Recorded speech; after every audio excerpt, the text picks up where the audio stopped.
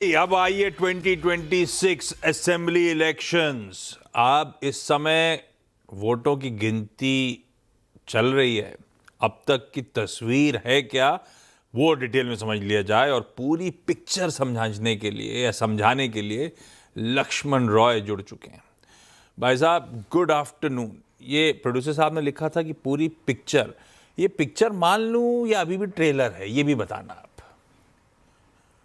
जी good afternoon. दरअसल ये picture ही है, अब ट्रेलर कुछ रहा नहीं, क्योंकि अब 12 के आसपास पहुंच चुके हैं। जो भी ट्रेलर आप देख रहे हैं वही पूरी पिक्चर के तौर पर निकल कर सामने आएगी। लेकिन समस्या यहाँ पर ये आ गई कि मैंने तैयार किया था किसी और क्वेश्चन पेपर को, बीच में एक नया क्वेश्चन पेपर आ गया, वो है तमिलनाडु का। मैंने तैयार किया था पश्चिम बंगाल का, लेकिन बीच में आ गया तमिलनाडु। वैसे 5 राज्यों विधानसभा चुनाव हुए थे, लेकिन जैसा कि टीचर्स ने समझाया था, जो पहले तैयारी किए थे उसी को करो, तो पहले उसी को सॉल्व करता हूँ। वो है पश्चिम बंगाल का। आपको तो पश्चिम बंगाल में लग रहा था कि कांटे की टक्कर है, बीजेपी बढ़त बनाएगी, लेकिन इतनी ज्यादा बढ़त बनाएगी इस बात का अंदाजा बहुत कम लोगों ने लगाया था। हालांकि कई सारे सर्वे में, एग्जिट पोल में चीजें आई थी, और आप देख रहे हैं कि 186 सीटें यहां पर बीजेपी को आती हुई दिख रही हैं, जो पिछली बार से 109 सीटें ज्यादा है।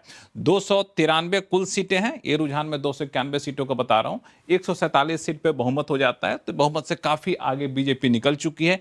टीएमसी 3 डिजिट में आने की कोशिश, जद्दोजहद टीएमसी की लगातार बनी हुई है। तो अब एक बात साफ है कि पश्चिम बंगाल में जो भारतीय जनता पार्टी का सपना था कि मुझे आना है, वो सपना साकार होता हुआ दिख रहा है। लेकिन सबसे ज्यादा लोग कहें कि एसआईआर का असर यहाँ पे बहुत ज्यादा हुआ है, तो मैंने देखने की कोशिश की कि आखिर एसआईआर का असर जो है वो कहां पर हुआ। तो एसआईआर का आप असर देखेंगे तो वो आपको साफ तौर से दिखेगा कि वो असर जो है वो दिखेगा आपको जिन जिन क्षेत्रों में 5% से ज्यादा वोट एसआईआर के जरिए कटे हैं, उसमें बीजेपी 12 सीटों पर बढ़त बनाई है और टीएमसी 13 सीटों पर वहां पे नुकसान में है।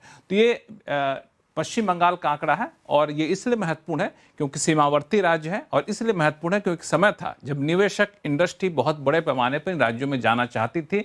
आपको याद होगा टाटा का सिंगूर प्लांट गया था, हंगामा होकर वापस ले आया था। तो अब बीजेपी वहां पर आएगी, तो ये पश्चिम बंगाल का परसेप्शन बदलना एक सबसे बड़ी चुनौती यहां पर होगी। और घुसपैठिया एक मुद्दा तो है ही, और सीमावर्ती राज्यों की सुरक्षा एक मुद्दा है, इसलिए पश्चिम बंगाल काफी महत्वपूर्ण है। दूसरा जो मैंने कहा कि बीच में अचानक से क्वेश्चन पेपर आ गया, वो है तमिलनाडु का। तमिलनाडु अपने आप में बहुत ही, कह सकते हैं कि आश्चर्यजनक या अपेक्षा से का ही ज्यादा रिजल्ट तमिलनाडु का निकल कर आया है। और टीवी के अचानक से काफी बड़ी संख्या में उभर कर सामने आई। 107 सीटें, बिल्कुल जीरो, कोई पहली बार पार्टी बनी, पहले बार नेता आया और 107 सीटें टीवी के लेकर आ गया है। तो अपने आप में ये बहुत बड़ा परिवर्तन है। जो तमिलनाडु का परिवर्तन है वो बहुत कुछ कहता है कि अभी भी भारतीय पॉलिटिक्स में एक विकल्प की जगह है, अगर आप सही से विकल्प को पेश करते हैं।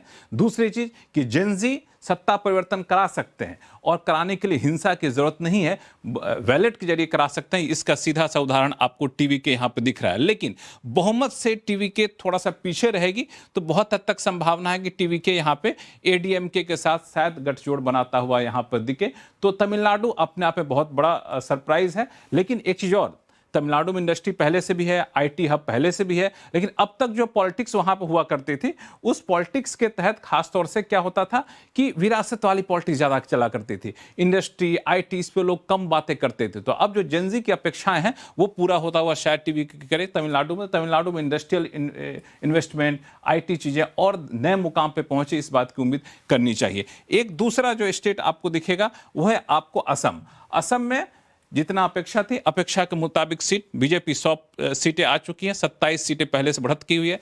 कांग्रेस को 7 सीटों का नुकसान हुआ, 23 सीटों पर कांग्रेस है। एक स्टेट और बता दूं चलते चलते, केरलम में यहां पे पलट गया है सारा कुछ। यूडीएफ जो कांग्रेस वाली है वो 98 सीटें पर है, सरकार बना लेगी, कोई दिक्कत नहीं है। एलडीएफ 49 सीटों का नुकसान है। बीजेपी ने खाता खोला है, 2 सीटें यहां पर मिली है। तो ये चीजें कुल मिलाकर 4 राज्यों का एक नतीजा मोटा मोटी निकलकर सामने आ रहा है। सब कुछ अपेक्षा के अनुरूप है। तमिलनाडु थोड़ा सा चौंकाने वाला रिजल्ट। बेहद इंटरेस्टिंग, बहुत बढ़िया निचोड़ लक्ष्मण जी। अरे आपकी टच स्क्रीन कमाल की है यार।